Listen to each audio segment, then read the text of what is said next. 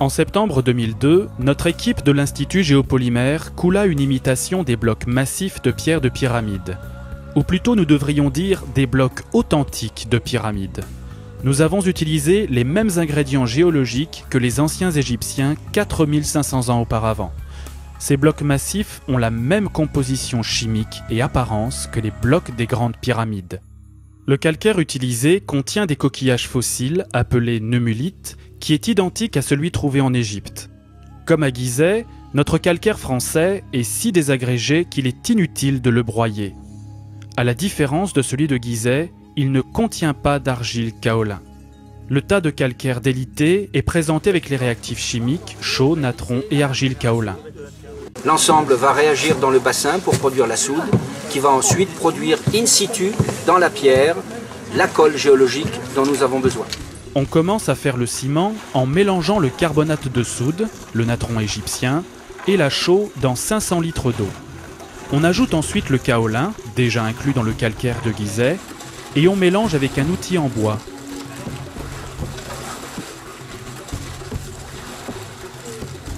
On plonge 1 tonne de gravats de calcaire dans le bassin et on le mélange avec le ciment. Quelques jours plus tard, l'eau s'est évaporée du bassin, il faut sortir le calcaire désagrégé pour faire le bloc. Examinons le mélange. 95% d'agrégat calcaire et seulement 5% de colle géologique. Entre 12 et 17% d'eau lui donne la consistance de sable humide. On presse le mélange dans la main et il garde sa forme. Le mélange pourra durcir.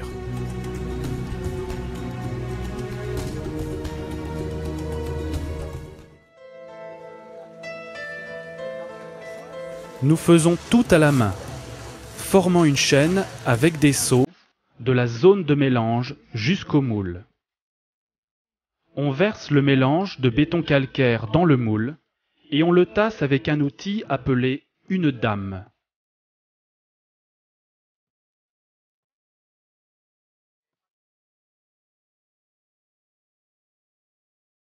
Tasser le matériau demande peu d'effort.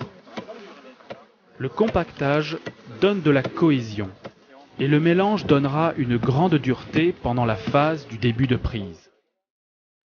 Avec une météo chaude et belle, notre équipe produit rapidement un calcaire réaggloméré dur et dense, respectant la taille et la forme souhaitée.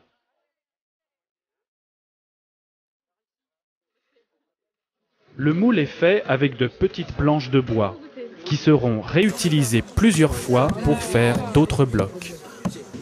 Avec cette météo idéale, le procédé s'applique facilement, il est si simple. 4 heures plus tard, nous démoulons. Le calcaire synthétique ressemble à une pierre naturelle. Nous n'observons aucune trace d'empreinte du bois.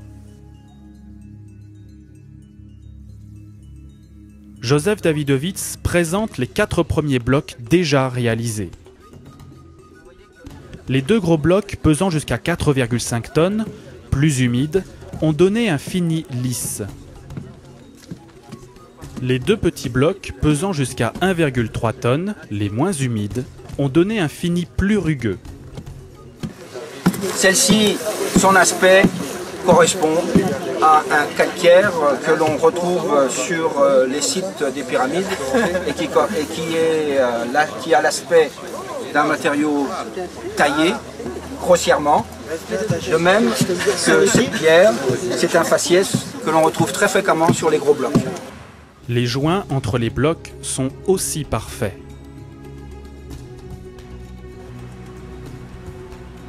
Dans 3 mois, avec le climat du nord de la France, les pierres auront pleinement durci.